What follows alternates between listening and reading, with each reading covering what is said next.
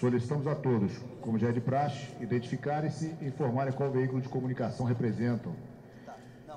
À mesa, apresentamos Rosalvo Ferreira Franco, delegado de Polícia Federal, superintendente regional da PF no Paraná. À minha frente, Igor Romário de Paula, delegado de Polícia Federal, delegado regional de combate ao crime organizado e coordenador da Operação Lava Jato na Polícia Federal. Carlos Fernando dos Santos Lima, procurador regional da República, membro da Força Tarefa Lava Jato no Ministério Público Federal. E Roberto Leonel de Oliveira Lima, auditor fiscal da Receita Federal do Brasil. Passo a palavra ao superintendente, doutor Rosalvo. Bom dia a todos. Na manhã de hoje foi desencadeada a 24ª fase da Operação Lava Jato, operação denominada Aletheia, e os doutores Carlos Fernando, Igor e Roberto Leonel vão dar maiores detalhes sobre a operação.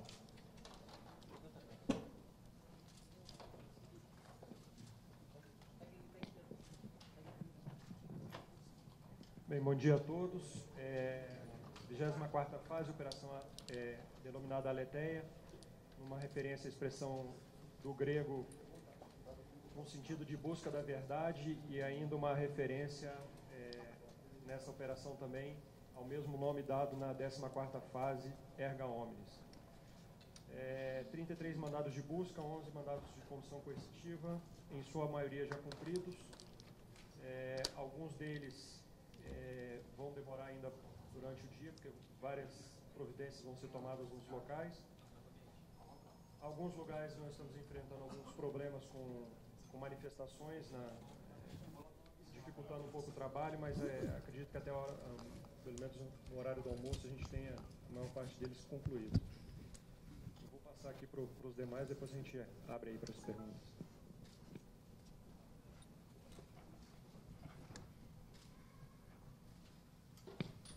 Bom dia a todos. Como em outras fases da Operação Lava Jato, estamos aqui representando a Receita Federal, dentro da 24ª fase da Operação Lava Jato. Essa fase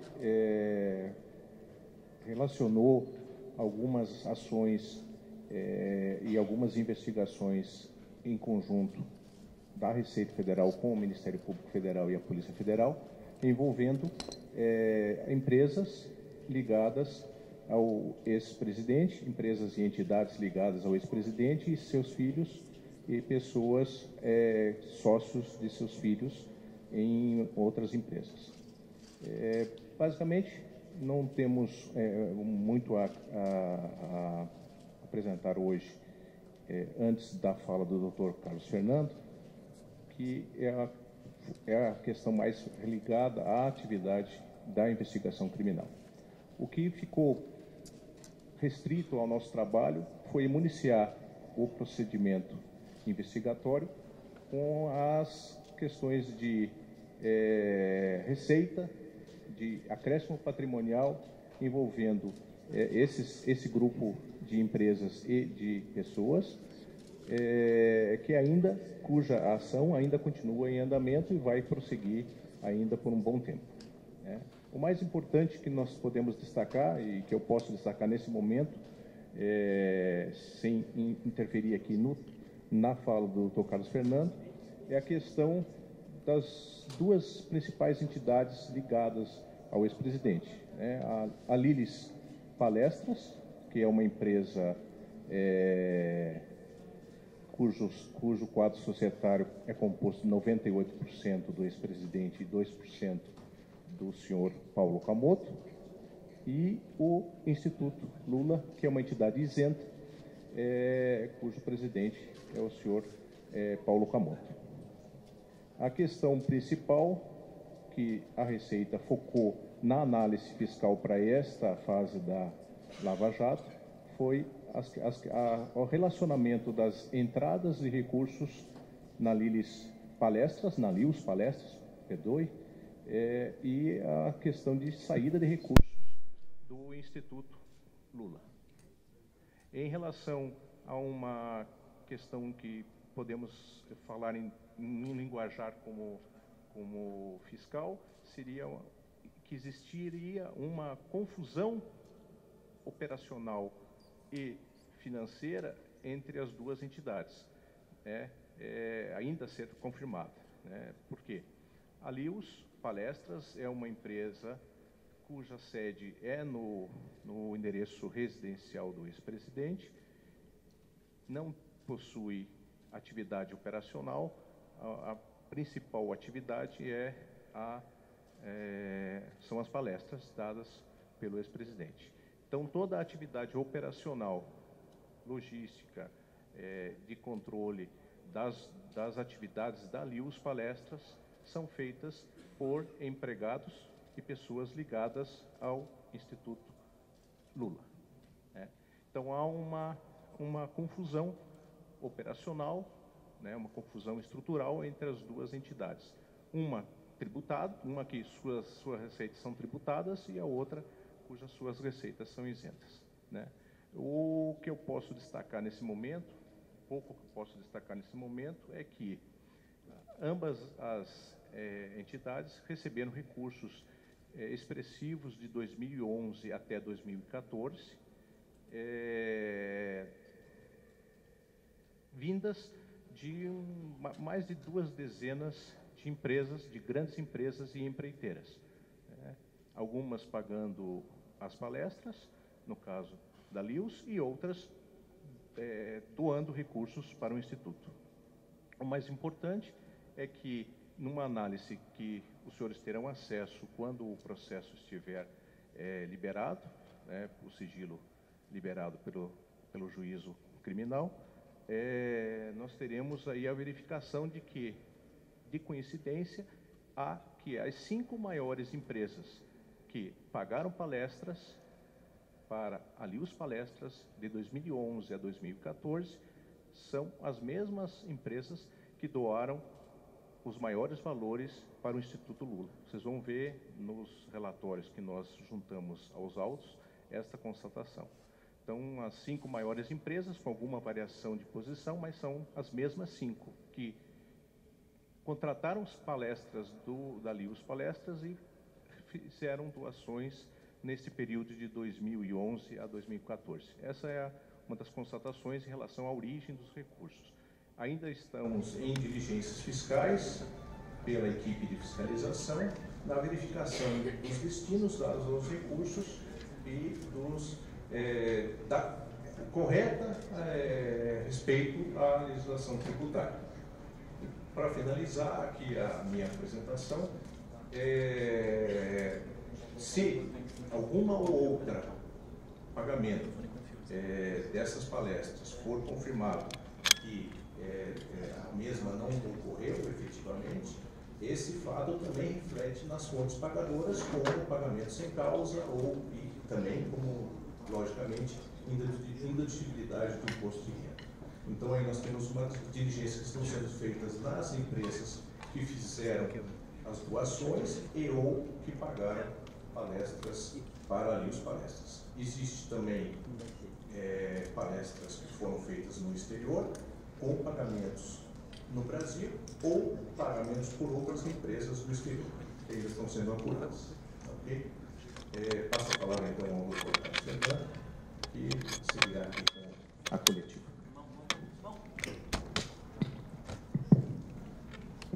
Bom dia a todos. Trata-se apenas de mais uma etapa da Operação Lava Jato, uma etapa necessária diante das provas colhidas durante essas investigações. Sabido que toda organização criminosa, nesse caso nós estamos falando de uma organização criminosa infiltrada dentro do governo federal, que se utilizava da Petrobras e de outras empresas para o financiamento político e também para a apropriação pessoal. Essa organização criminosa certamente possui um comando.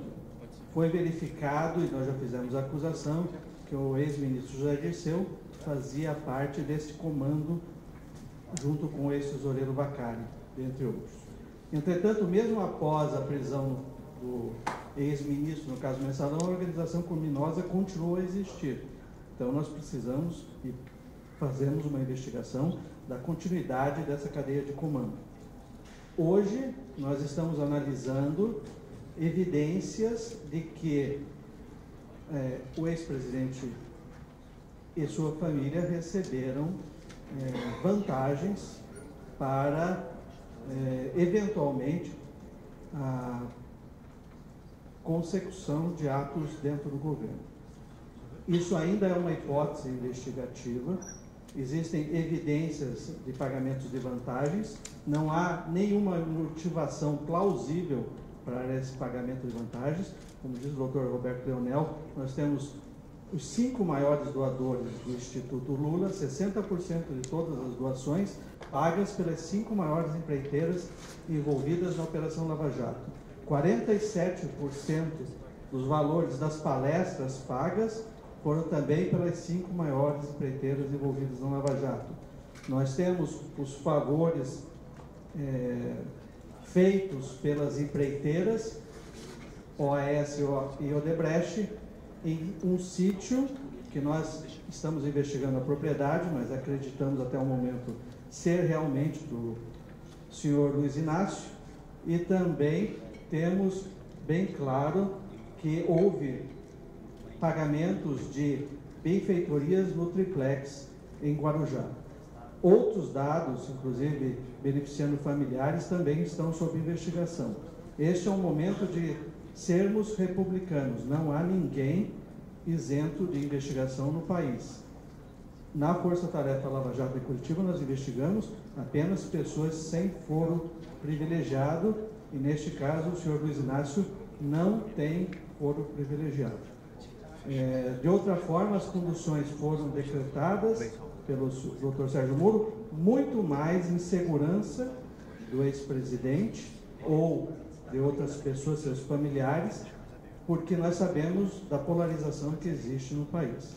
Para evitar maiores manifestações, evitar que nós tivéssemos que divulgar uma data com antecedência, para que as pessoas se mobilizassem a favor e contra e pudessem ocorrer manifestações agressivas entre elas, nós procuramos fazer isto de uma maneira o mais silenciosa possível.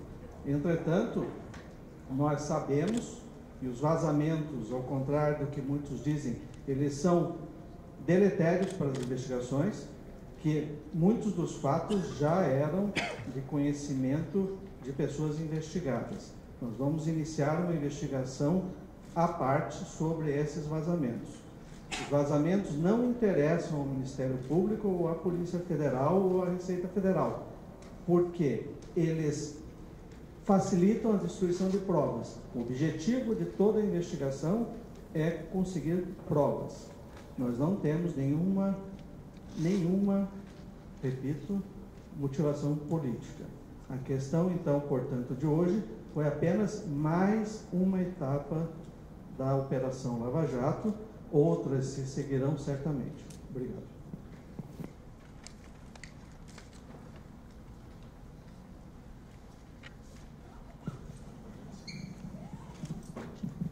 Olá, boa tarde a todos. A gente está ao vivo para a Globo News. Eu queria fazer uma pergunta primeiro para o procurador. Gostaria de saber quais são os indícios reais encontrados aí contra o ex-presidente Lula, e também queria fazer uma pergunta para o delegado da Polícia Federal. A coleta em São Paulo, ou ele vai ser trazido aqui para Curitiba?